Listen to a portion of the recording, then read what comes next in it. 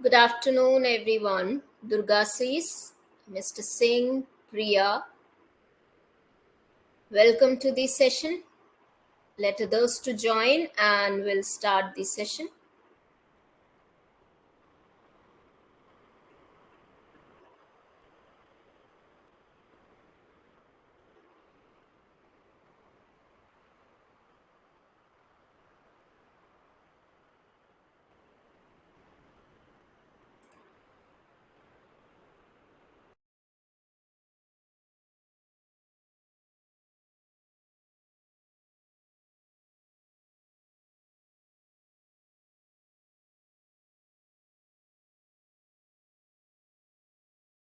So just wait for others to join and we'll start.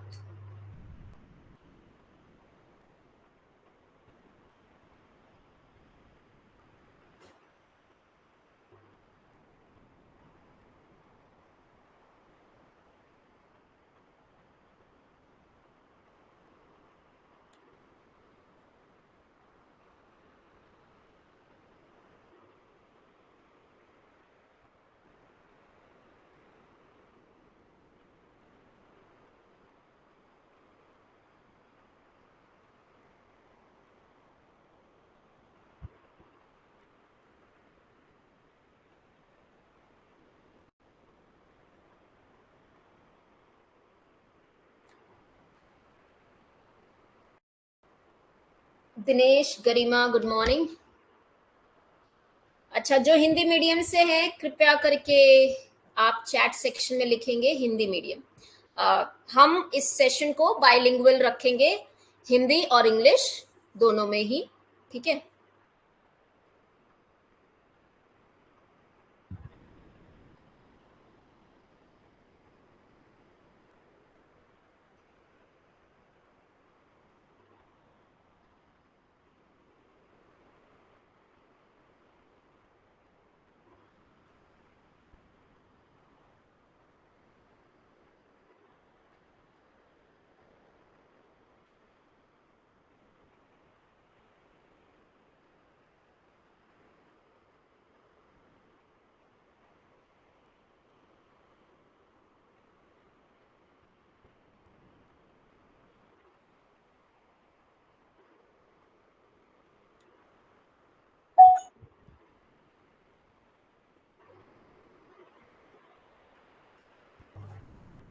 Yes, somebody raised their hand. Chinmay, Preeti, I don't know why students are not joining.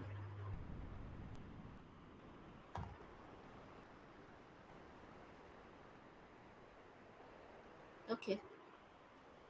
चलिए, जो भी students आ गए हैं हम लोग उन्हीं से स्टूडेंट से स्टार्ट करते हैं, बाकी लेट्स सी। फाइन।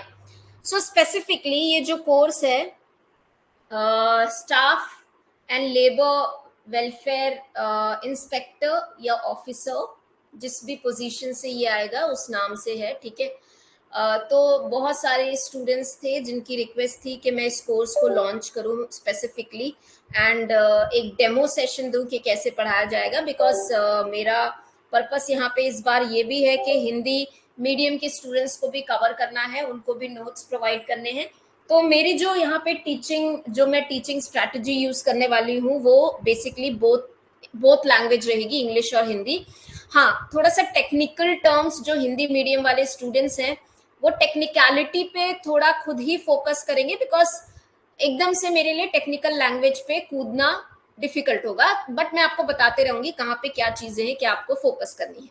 तो आज के डेमो सेशन में हम बहुत छोटा सा 20 मिनट्स या 15 मिनट्स का ही सेशन लेंगे, जहां मैं आपको इंडस्ट्रियल डिस्प्यूट एक्ट के बारे में नॉलेज दूंगी, उसके बारे में थोड़ा सा इंफॉर्मेशन हम डिस्कस करने वाले हैं।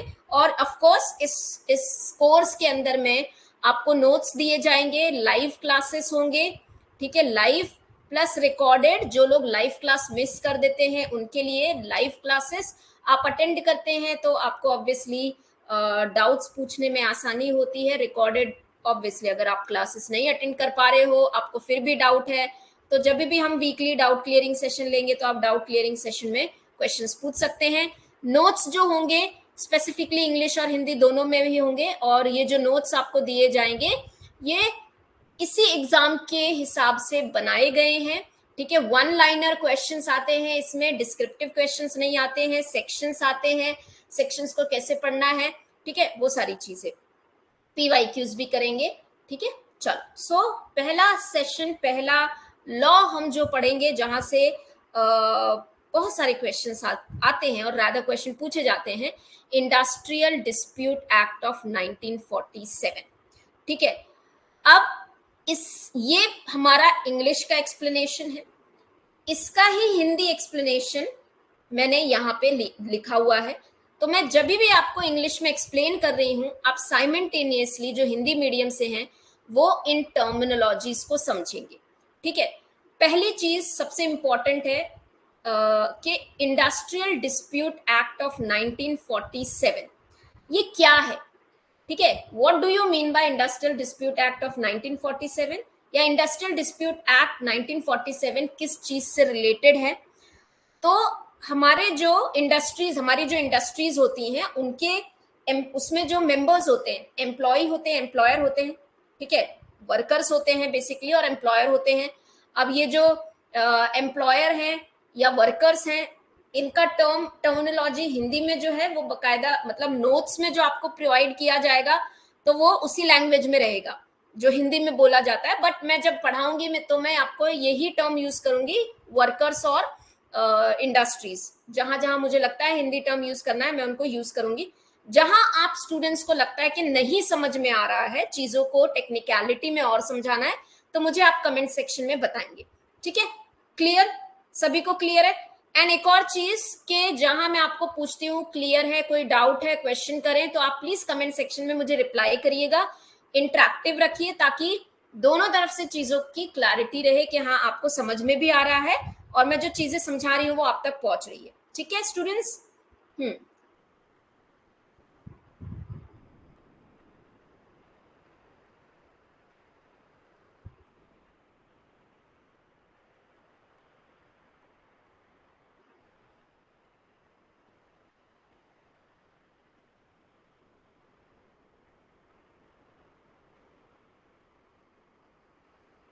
चलो, सो हम आते हैं इंडस्ट्रियल डिस्प्यूट एक्ट ऑफ 1947।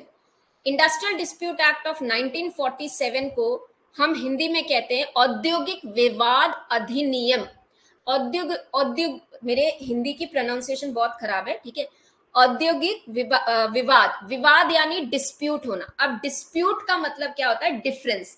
जब एम्प्लॉय और एम्प्लॉयर, ठीक है, जब एक साथ इंडस्ट्री में काम करते हैं, दे विल ऑलवेज, उनके बीच में एक तरीके का विवाद होगा, डिस्प्यूट होगा।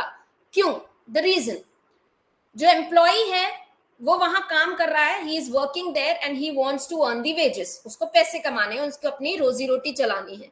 और जो एम्प्लॉयर है उसे प्रॉफिट अर्न करना है, he wants to earn the profit. So ये तो नेचुरल चीज है कि दोनों के बीच में वो एग्रीमेंट पे काम करें, ये पॉसिबल नहीं है। And this will result into difference, उनके बीच का विवाद होगा। और ये जो डिस्प्यूट है, ये छोटा सा डिस्प्यूट बहुत बड़ा सा रूप ले लेता है और इंडस्ट्रीज को अफेक्ट करता है। तो हमारा जो इंडस्ट्रियल डिस्प्यूट एक्ट 1947 है, ये लॉ इन्हीं डिस्प्यूट को रिजॉल्व करना, यानी किस तरीके से सॉल्व किया जा सकता है, किस तरीके से इनको डिस्प्यूट को हटाया जा सकता है, इनके सॉल्यूशंस तक पहुंचा जा सकता है, वो सारे मेजर्स देते हैं, वो सारे मशीनरीज देते हैं, ठीक है, ऑप्शंस देते हैं कि हम इन कैसे डिस्प्यूट से रिजोल्यूशन तक पहुंचे, किस तरीके से इनको रिजॉल्व करें। So we have industrial dispute act of 1947 which extends to whole India, पूरे इंडिया पे एप्लीकेबल है। And it came into the force on 1 April 1947। यही आप टर्म को याद रखेंगे कि ये 1 अप्रैल 1947 में क्या हुआ था, फोर्स एनफोर्स्ड हुआ था, लागू हुआ था। इसके अंदर में हमारे 5 स्केड्यूल हैं, स्केड्यूल अनुसूचियां। स्केड्यूल का मतलब होता है कि जब हम कोई लॉ लिखते हैं, उस लॉ में अगर लिस्ट ऑफ इंडस्ट्री है तो इंडस्ट्री, लिस्ट ऑफ इंडस्ट्री उस लॉ में मेंशन करना पॉसिबल नहीं होता है, तो एज एन एडजस्ट, जैसे हम एक्स्ट्रा शीट अटैच करते हैं, इस तरीके से ये एक्स्ट्रा चीजें हैं जो इस लॉ से रिलेटेड होते हैं। तो हमारे 1st schedule, 2nd schedule, 3rd, 4th, 5th, 5 schedule है, हमारी 5 अनुसूचियां हैं। 1st स्केड्यूल जो बात करती है वो है industries which may be declared as public utility services. ठीक है, पब्लिक यूटिलिटी सर्विसेज का मतलब है वो सर्विसेज जो पब्लिक इंटरेस्ट में काम करती है, उद्योग की वो सूची, वो लिस्ट जो सार्वजनिक यानी कॉमन मैन के हित में काम करती है, जैसे हमारी ट्रांसपोर्ट फैसिलिटी, हमारा water facility, electricity, public utility services. तो ये सारी पब्लिक यूटिलिटी सर्विसेज कहाँ दी हुई है? हमारे फर्स्ट शेड्यूल में दी है। Second schedule, matters with in the jurisdiction of labour code, labour court, industrial tribunal, national tribunal, ये क्या है? ये वो मशीन्स हैं, वो मेथड्स हैं जिनके थ्रू एम्प्लॉय और एम्प्लॉयर के बीच के डिस्प्यूट को सेट रिजॉल्व किया जाता है। ठीक है, अगर एम्प्लॉय और एम्प्लॉयर के बीच में कोई विवाद है, वो रिजॉल्व नहीं हो रहा, तो ये हम सीधा कोर्ट में अल्टीमेट रेजोल्यूशन के लिए जाते हैं, वो है हमारा लेबर कोर्ट, इंडस्ट्रियल ट्रिब्यूनल और नेशनल ट्रिब्यूनल। तो हमारा जो सेकेंड शेड्यूल है, इसके अंदर में वो मैटर्स हैं, इट कंटेन अ मैटर जो कि लेबर कोर्ट के जुडिक्शन में आता है, कंट्रोल में आता है, श्रम न्यायालयों के अधिकार क्षेत्र में, यानी ये मैटर से रिलेटेड प्रॉब्लम रिजोल्यूशन कौन देगा? लेबर कोर्ट देगी। Third schedule, matter within the jurisdiction of industrial tribunal. Fourth schedule में condition of service of for change of which notice is to be given. चौथी अनुसूची हमें ये बताती है कि कोई भी, ठीक है, जब एक कोई वर्कर या एम्प्लॉय किसी भी इंडस्ट्री में काम करता है, उसकी वर्किंग कंडीशंस होती है। वर्किंग कंडीशन यानी जो भी वो आवर्स, जितने भी आवर्स के लिए काम करेगा, वर्किंग आवर्स होंगे, उसका वर्किंग नेचर क्या होगा, वो कैसे वर्किंग कंडीशन में काम करेगा, 8 घंटे काम करेगा, इंटरवल टाइम आवर, जो रेस्ट पीरियड है उसका 1 आवर का होगा, इंटरवल इतने मिनट का होगा, ये सारे क्या होते हैं? ये कंडीशन ऑफ सर्विस है। अब इन कंडीशन ऑफ सर्विसेज में अगर एम्प्लॉयर को कोई चेंजेस लाने हैं तो बिना बताए वो चेंज नहीं कर सकता, उनको उसके लिए नोटिस देना होगा। सो कौन से ऐसे कंडीशंस है जिनके लिए नोटिफाई करना पड़ेगा? ये हमारे फोर्थ शेड्यूल में दिया है, सेवा की शर्तें जिनमें बदलाव के लिए नोटिस देना आवश्यक है। Fifth schedule, unfair labour practices, employ और एम्प्लॉयर। डिस्प्यूट का रीजन क्या हो सकते हैं? बहुत सारे रीजंस हो सकते हैं, विवाद के रीजन बहुत सारे हो सकते हैं, जिसमें से कई बार ये होता है that employees feel that they have been not treated fairly, उनको सही तरीके से सैलरी नहीं दी जा रही है, उनके साथ में गलत व्यवहार किया जा रहा है, उनको जानबूझ के विक्टिमाइज या एक्सप्लॉइट कर रहे हैं, जानबूझ के उनको डराया धमकाया जा रहा है, तो ये प्रैक्टिसेस को हम अनफेयर लेबर प्रैक्टिसेस कहते हैं। इसी तरीके से एम्प्लॉई के साइड से अगर एम्प्लॉई अननेसेसरी एम्प्लॉयर की जो प्रॉपर्टी है उसको नुकसान पहुंचा रहा है, वो गलत प्रैक्टिस है, that is unfair labour practice employee के साइड से। तो यहाँ पे फिफ्थ शेड्यूल में वो सारी लिस्ट दे रखी है, लिस्ट है जो एम्प्लॉई के साइड से और एम्प्लॉयर के साइड से अनफेयर लेबर प्रैक्टिस कहा जाता है। ठीक है, अनुचित श्रम प्रथाओं की सूची, यहां तक सभी को क्लियर है? If it is very slow, अगर मैं ज्यादा डिटेल में जा रही हूं तो भी आप मुझे बता सकते हैं, अगर अब मैं बहुत फास्ट जा रही हूं तो भी मुझे आप बता सकते हैं, because this is a demo to help you understand and you will help me understand कि आगे हम कोर्सेस कैसे करेंगे। क्या एक्सप्लेनेशन इतना डिटेल में इनफ है? क्या ज्यादा डिटेल में जाना है? क्या मेरी भाषा आपको समझ में आ रही है? क्या मैं आपके लिए और हिंदी के टर्म्स यूज करूं? जितना मेरे लिए पॉसिबल होगा मैं उतना हिंदी में एक्सप्लेनेशन देने की कोशिश करूंगी, बट आप भी समझ सकते हैं कि that it has been years I am teaching in English, मैं इंग्लिश में ही पढ़ा रही हूँ, तो एकदम से हिंदी में बाइलिंगुअल में कर सकती हूँ, लेकिन टेक्निकल टर्म्स को लाना थोड़ा सा डिफिकल्ट होता है। Students please keep on replying me in the comment section. आप कमेंट सेक्शन में रिप्लाई करेंगे तो मुझे चीजें समझ में आएंगी। स्पेसिफिकली जो हिंदी से हैं और इंग्लिश वाले स्टूडेंट्स को अगर ऐसा कुछ कंफ्यूजन है, थोड़ा इससे और डिटेल में, और क्या डिटेल में, ज्यादा डिटेल में,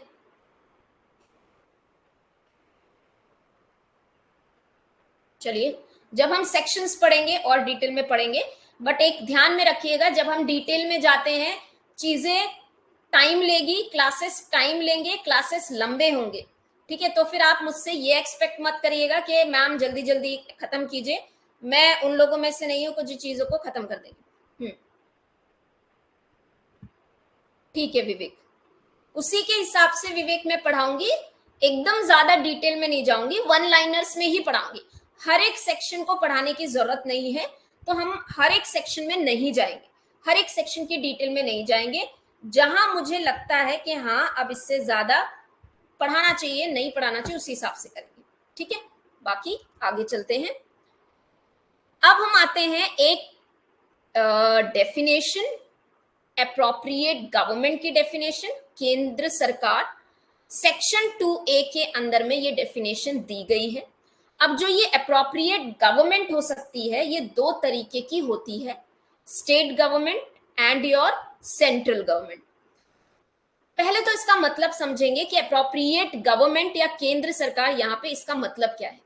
सी, अप्रोप्रिएट गवर्नमेंट वो गवर्नमेंट होती है जिसके पास में पावर होती है, जिसके पास में पावर होती है कि वो उस लॉस को, लॉ से रिलेटेड प्रोविजन इंडस्ट्रीज में एप्लीकेबल करेगी, लागू करेगी, किस तरीके से रूल लाए जाएंगे, किस तरीके से एनफोर्समेंट होगा, कब एनफोर्स होगा, अगर एनफोर्स नहीं हो रहा है तो उसके लिए क्या पेनल्टी है, पेनल्टी कैसे अप्लाई की जाएगी, ऑफेंसेस हो रहे हैं तो कैसे उसको, अगर कोई आपका पेमेंट डिले हो रहा है तो उसको कैसे रिकवर किया जाएगा।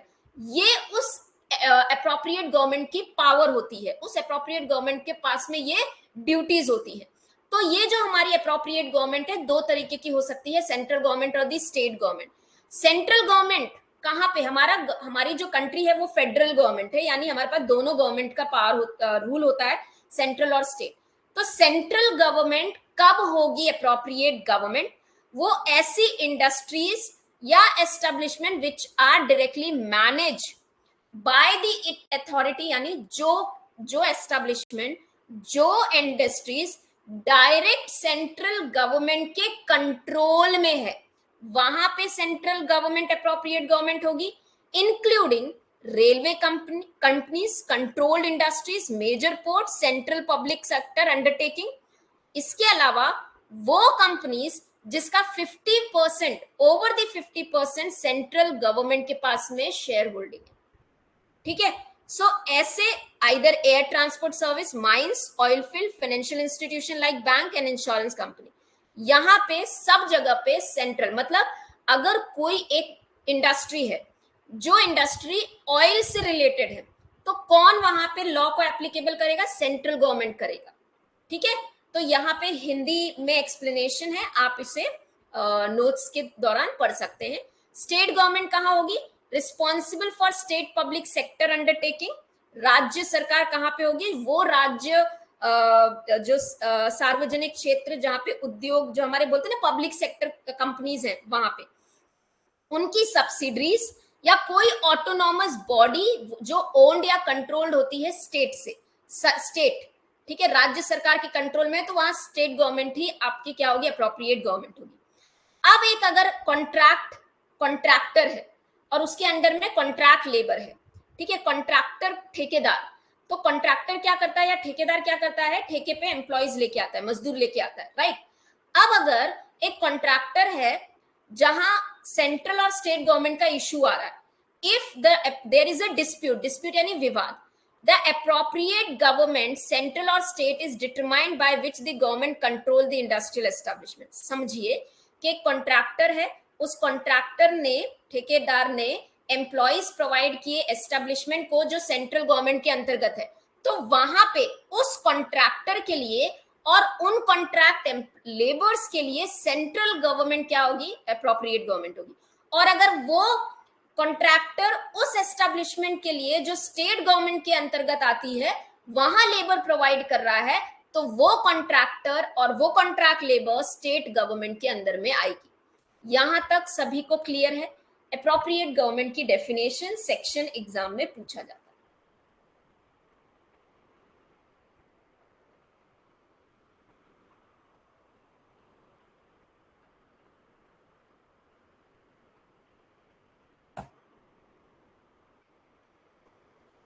क्लियर, चलो कुछ कुछ डेफिनेशंस और हम देख लेते हैं, इसके बाद आज का सेशन हम यही खत्म करेंगे। द रीजन इज कि मेरे को एक आइडिया और आपको भी आइडिया मिल जाएगा कि किस तरीके से हम आगे बढ़ने वाले हैं। तो आप देखेंगे इस तरीके से मैंने आपके लिए चार्ट्स क्रिएट किए हैं। प्लीज थोड़ा सा आपको मेरे साथ में एडजस्ट करना होगा और मैं आपके साथ में एडजस्ट करूंगी। इन चार्ट्स को क्रिएट करने के लिए मुझे टाइम लगेगा, टाइम लगता भी है, कंपैरेटिव बनाना, टर्म्स उठा के, ठीक है। ये वन लाइनर्स हैं, ठीक है, इनको ऐसे ही याद रखेंगे आप, जैसे इनमें वन लाइनर्स लिखे हैं इनको वैसे ही याद रखेंगे। सेक्शंस कहाँ याद रखने हैं, सेक्शंस भी इंपॉर्टेंट है। अब मैं ना आपको नोट्स में, जैसे यहाँ सेक्शन 2AA है, AAA है, हिंदी के जो सेक्शन है मैं नोट्स में वो हिंदी वाले लिख के दूंगी यहाँ पे, ठीक है, क्लियर। तो पहला है हमारा सेक्शन 2AA, जिसमें है आर्बिट्रेटर, ठीक है। आर्बिट्रेटर को मध्यस्थ कहते हैं हिंदी में। अब आर्बिट्रेटर होता क्या है, सी, जब एम्प्लॉय और एम्प्लॉयर के बीच में कोई भी विवाद या डिस्प्यूट होता है, ये दोनों आपस की सहमति से किसी तीसरी पार्टी के पास जाते हैं प्रॉब्लम को रिजॉल्व करने के लिए। इस प्रोसेस को हम मीडिएशन कहते हैं। क्या कहते हैं, मीडिएशन। ये जो आर्बिट्रेटर, ये जो थर्ड पार्टी होती है, इसे आर्बिट्रेटर कहते हैं, और ये इन दोनों की बात सुनता है। विवाद जिस भी बात को लेकर है वो विवाद सुनेगा, बात सुनेगा और उसको सेटल करवाएगा आपस की सहमति से दोनों लोग। सो लेट्स से एम्प्लॉय कह रहे हैं we want 8,000 rupees per month, कि मुझे 8,000 रुपए, हमें 8,000 रुपए पर महीना चाहिए। एम्प्लॉयर कह रहा है नहीं 9,000, सॉरी, एम्प्लॉयर कह रहा है 7,000, इससे ज्यादा नहीं। अब इन दोनों का बीच का डिस्प्यूट है, ये आपस की सहमति से किस तरीके से रिजॉल्व करेंगे, इसलिए थर्ड पार्टी के पास गए, आर्बिट्रेटर के पास गए। अब ये आर्बिट्रेटर इन दोनों को सुनता है, दोनों आपस की सहमति पे आते हैं कि 8.5 पे हम एग्री करते हैं, 8,500 पे। अब ये दोनों की सहमति से था, लेकिन आर्बिट्रेटर इसको फाइनली क्या करता है, कंफर्म करता है अवार्ड के थ्रू। अवार्ड आता है इनका, ठीक है, यहाँ पे एग्रीमेंट नहीं बताया, ये अवार्ड देते हैं। अब ये जो अवार्ड आता है, ये इन्होंने आपस में ही सहमति करी है, लेकिन अब आर्बिट्रेटर ने उसे अवार्ड की तरह डिक्लेयर किया, तो दोनों के ऊपर बाइंडिंग होता है। तो ये जो आर्बिट्रेटर है, जो थर्ड पार्टी है, जिसे मध्यस्थ कहते हैं, इसमें अंपायर, ठीक है, मीडिएटर भी होता है, एवरेज पे। अब ये टर्म क्या है, औसत वेतन। जब हम इंडस्ट्रियल डिस्प्यूट एक्ट पढ़ेंगे, आईडी एक्ट को डिटेल में पढ़ते जाएंगे, यहाँ पे कंपनसेशन देना होता है। कंपनसेशन ले ऑफ के लिए, ले ऑफ यानी जब काम नहीं होता है एम्प्लॉयर के पास में, तो वो एम्प्लॉयज को निकाल देते हैं, ठीक है, और उसके लिए उनको कंपनसेट भी करते हैं। तो कंपनसेशन देते वक्त उनकी सैलरी का एवरेज पे काउंट करते हैं। तो एवरेज पे का मतलब क्या है, कि अगर कोई आपका मंथली काम कर रहा है तो एवरेज पे कैसे काउंट करेंगे, अगर वो वीकली काम कर रहा है तो कैसे कैलकुलेट करेंगे। If the person is monthly paid, अगर वो मासिक वेतन पे है, तो लास्ट 3, यानी उसको ले ऑफ किया मार्च मंथ में, तो उसके पिछले 3, जनवरी, फरवरी और उसके पहले दिसंबर, ठीक है, दिसंबर, जनवरी, फरवरी के जो भी उसकी सैलरी होगी उसका एवरेज लेंगे और उस एवरेज पे के हिसाब से उसे कंपनसेशन कैलकुलेट करके देंगे। अगर वो वीकली है, साप्ताहिक है, तो लास्ट 4 कंप्लीट, मतलब इमीडिएटली पिछले 4 पूर्ण सप्ताह यानी कंप्लीटेड वीक्स। अगर वो डेली पेड वर्कमैन है, इन लास्ट 12 वर्किंग डेज, अगर वो डेली वेतन वाला है तो पिछले 12 दिनों का उसका क्या सैलरी था वो एवरेज लेंगे। अवार्ड ये जो आर्बिट्रेटर देते हैं, जो आपके लेबर कोर्ट से आता है, जो आपका इंडस्ट्रियल ट्रिब्यूनल से आता है, जो नेशनल ट्रिब्यूनल से आता है, हम उसे अवार्ड कहते हैं। अवार्ड का मतलब होता है इंटीरियम या final determination of an industrial dispute. जब इंडस्ट्रियल डिस्प्यूट का निर्णय आता है या रिजॉल्व हो जाता है, जो उसका अंतिम निर्णय होता है, उसे हम क्या कहते हैं, अवार्ड कहते हैं। कौन कौन देगा, labour court, industrial tribunal, national tribunal, श्रम न्यायालय, ठीक है, ये 3 बॉडीज होती हैं जो हमारे अवार्ड देती है। और इसके अलावा आर्बिट्रेटर भी देते हैं, बोर्ड। इसको केवल और केवल इसका सेक्शन याद रखिए, इसे हम डिटेल में पढ़ेंगे जब हम सेक्शन के अंदर जाएंगे, यहाँ पे उतना डेफिनेशन याद करने की जरूरत नहीं। लेबर इंस्पेक्टिंग ऑफिसर प्रशांत, हाँ yes, same syllabus. Labour inspecting officer का भी सेम सिलेबस है बेटा, कोई डिफरेंट नहीं है। Everyone understood? समझ में आया? क्या हम इसी तरीके से, क्या नोट समझ में आ रहे हैं विवेक? नोट समझ में आ रहे हैं?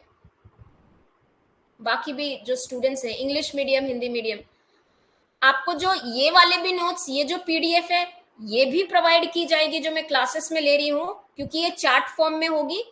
और इन चार्ट्स के अलावा जो सेपरेट हिंदी मीडियम के लिए केवल एक पीडीएफ होगी वो भी प्रोवाइड की जाएगी, ठीक है?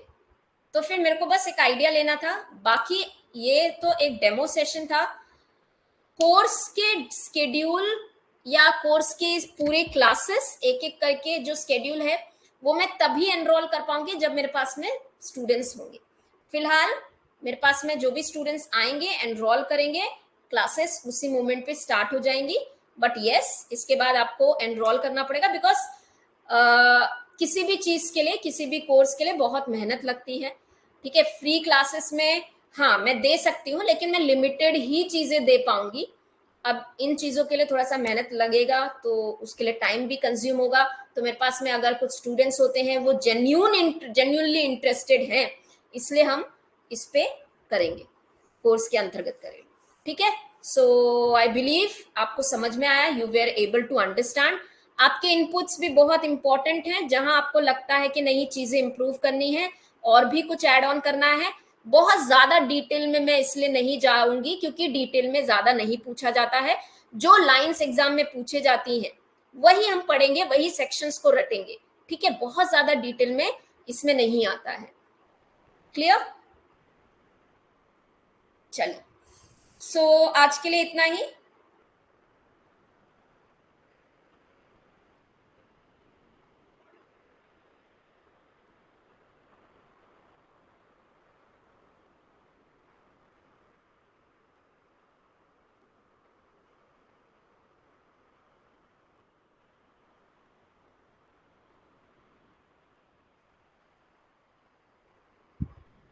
हाँ, प्रीवियस ईयर क्वेश्चन हम यूट्यूब पे करेंगे, ठीक है? आप कोर्स परचेस करेंगे तभी मैं कोर्स स्टार्ट करूंगी, ठीक है? मेरे पास में अगर 1 2 3 जो भी स्टूडेंट्स आते हैं उतनी उतनी मेहनत तो मैं करूंगी, ठीक है? बट फिर ये नहीं होगा कि हाँ हम 2 4 ही लो, but yes will work for you. अगर मैं इतनी मेहनत करूंगी तो फिर मुझे स्टूडेंट्स भी चाहिए होंगे, ताकि, ठीक है? चलिए, तो हम धीरे धीरे, एग्जाम का नोटिफिकेशन भी अभी आया नहीं है, तो धीरे धीरे बढ़ेंगे, धीरे धीरे पढ़ाई करेंगे, लेकिन कंटिन्यूटी में करेंगे। So thank you so much, we will be meeting in our next session.